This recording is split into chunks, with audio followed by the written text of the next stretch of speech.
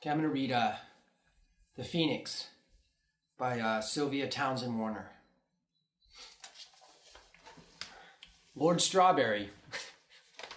This is already good, right? That's the dude's name. Lord Strawberry. The Phoenix. All right? Lord Strawberry, a nobleman, collected birds. This mother...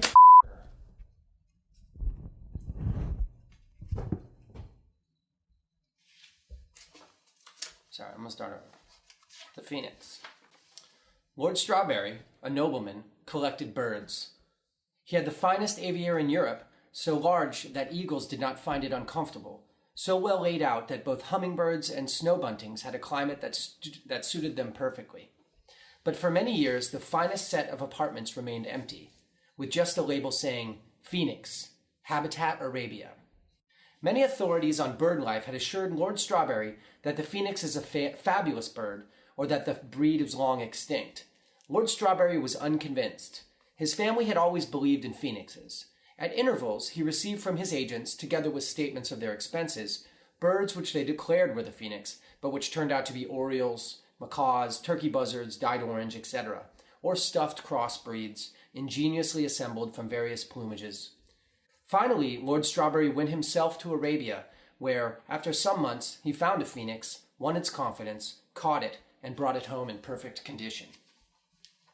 It was a remarkably fine phoenix, with a charming character, affable to the other birds in the aviary and much attached to Lord Strawberry. On its arrival in England, it made a great stir among ornithologists, journalists, poets, and milliners, and was constantly visited. But it was not puffed by these attentions, and when it was no longer in the news and the visits fell off, it showed no pique or rancor. It ate well and seemed perfectly contented. It costs a great deal of money to keep up an aviary. When Lord Strawberry died, he died penniless. The aviary came on the market. In normal times, the rarer birds, and certainly the phoenix, would have been bid for by the trustees of Europe's great zoological societies, or by private persons in the USA. But as it happened, Lord Strawberry died just after a world war when both money and bird seed were hard to come by. Indeed, the cost of bird seed was one of the things which had ruined Lord Strawberry. The London Times urged in a leader that the phoenix be bought for the London Zoo, saying that a nation of bird lovers had a more right to own such a rarity, and a fund, called the Strawberry Phoenix Fund, was opened. Students, naturalists, and schoolchildren contributed according to their means, but their means were small, and there were no large donations. So Lord Strawberry's executors, who had the death duties to consider, closed with the highest offer to Mr. Tancred Poldero, owner and proprietor of Poldero's Wizard Wonderworld.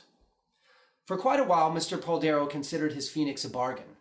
It was a civil and obliging bird, and adapted itself readily to its new surroundings. It did not cost much to feed, and it did not mind children, though it had no tricks. Mr. Poldero supposed it would soon pick up some. The publicity of the Strawberry Phoenix Fund was now most helpful. Almost every contributor now saved up another half-crown in order to see the phoenix. Others, who had not contributed to the fund, even paid double to look at it upon the 5-shilling days. But then business slackened. The phoenix was as handsome as ever, and amiable, but, as Mr. Poldero said, it hadn't got edge. Even at popular prices, the phoenix was not really popular. It was too quiet, too classical. So people went instead to watch the antics of the baboons or to admire the crocodile who had eaten the woman.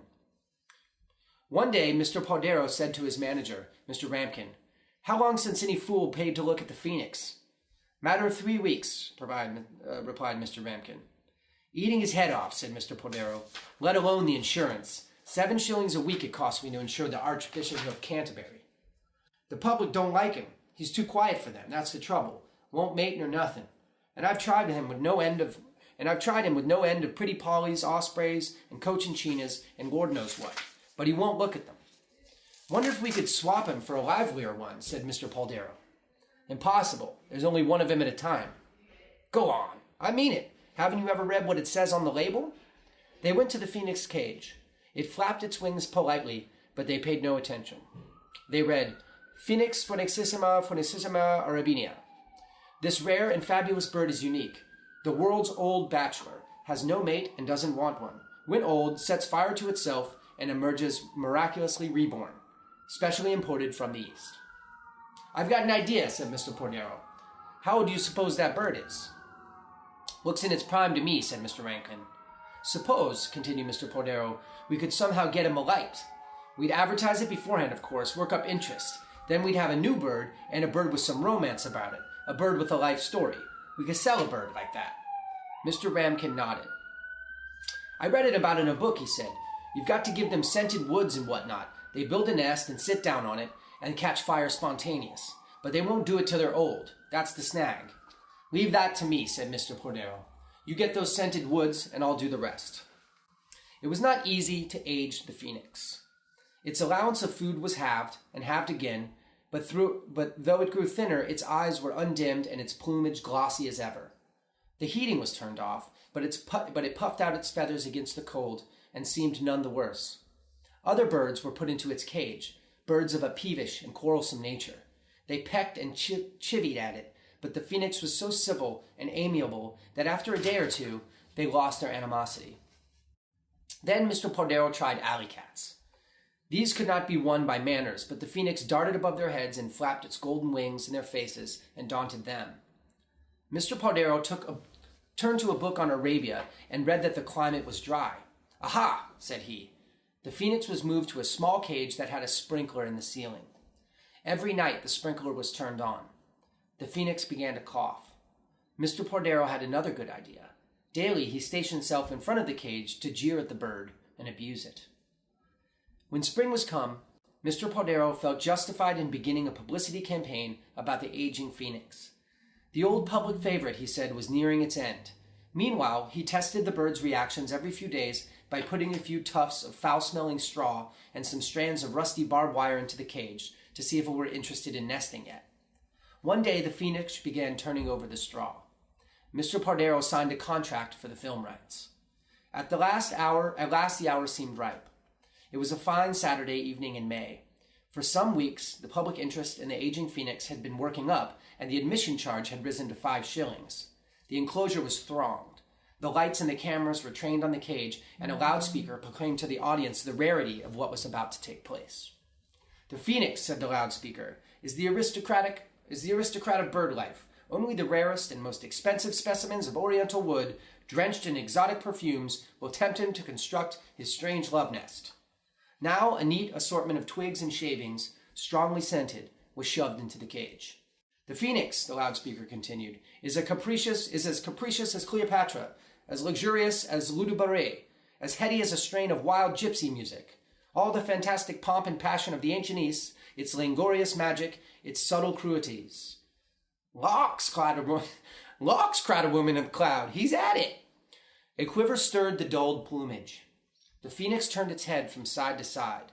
It descended, staggering, from its perch. Then wearily it began to pull about the twigs and shavings. The cameras clicked. The lights blazed full on the cage. Rushing to the loudspeaker, Mr. Cordero exclaimed, "Ladies and gentlemen, this is the thrilling moment the world has breathlessly awaited. The legend of centuries is materializing before our modern eyes. The phoenix." The phoenix settled on its pyre and appeared to fall asleep. The film director said, "Well, if it doesn't evaluate more than this, mark instructional." At that moment, the phoenix and the pyre burst into flames. The flames streamed upwards, leapt out on every side. In a minute or two, everything was burned to ashes, and some 1,000 people, including Mr. Cordero, perished in the blaze. That was the phoenix. It's a good one. Fucking Lord Strawberry. Oh man, that's awesome. They all burned. All right.